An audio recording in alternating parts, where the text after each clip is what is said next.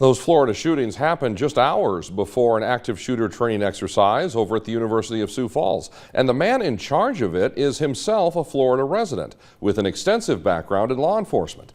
He says the possibility of a gun attack at a business or a school is something that just cannot be dismissed.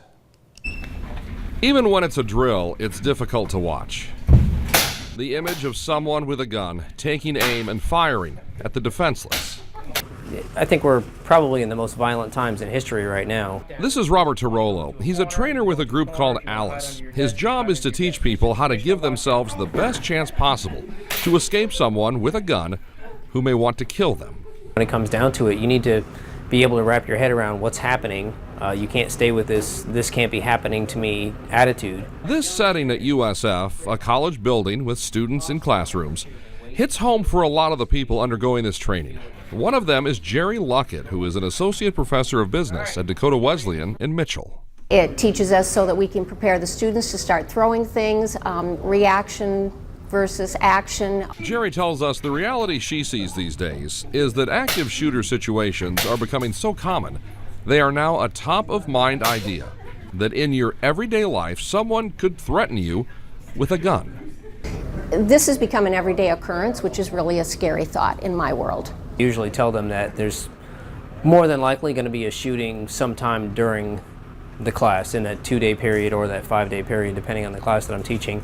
And this was one of those days where Robert's intuition was right on. A gunman in Orlando shot and killed 5 people.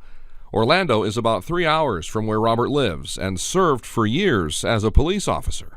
I've been to an active shooter incident before, and I know what it's like, and racing in a patrol car and trying to get to my partner, screaming on the radio. I mean, I've been there, I've done that.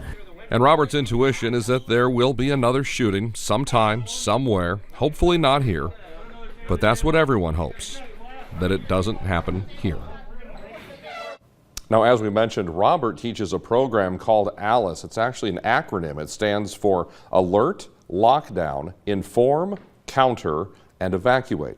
If you want to learn more about this ALICE training, look for the link with this story over at our website at KSFY.com. A scary situation, but it's better to be prepared and not have to use it than have to and not know what to do. In this day and age, you don't want to be caught flat-footed, and No. that's exactly what he's saying. Just have a working knowledge of what you might want to do should something like this happen, because anymore you just don't know. Exactly.